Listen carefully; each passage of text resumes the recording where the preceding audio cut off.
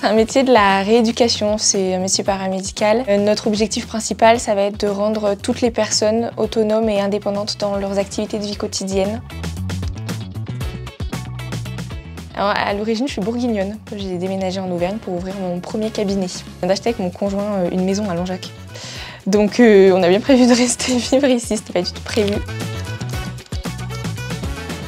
Je connaissais pas du tout. Pour être honnête, je ne savais même pas où situer la Haute-Loire sur la carte de France. Et oui, c'était un choix, c'était plutôt, si on peut dire, stratégique dans le sens où il n'y a aucun ergothérapeute là sur le secteur du hôtelier. Donc c'était plutôt pour venir soulager mes confrères et mes consoeurs aux alentours.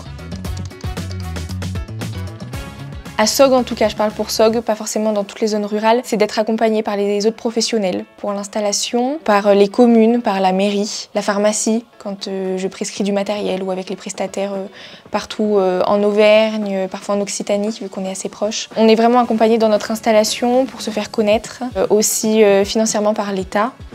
Puisque quand on est dans une zone de revitalisation rurale, donc comme Sogg, comme toute la Haute-Loire, l'État en fait nous exonère les impôts pendant quelques années.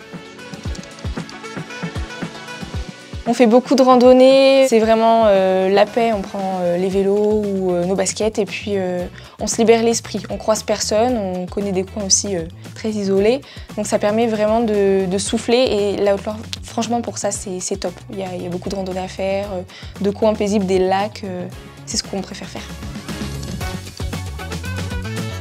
C'est le lac du Boucher. Pour faire des randonnées, c'est un coin assez paisible. Il y a un restaurant à côté, donc il y a tout sur place. Et quand il fait beau, c'est parfait. Et quand il neige, c'est aussi super beau d'aller là-bas.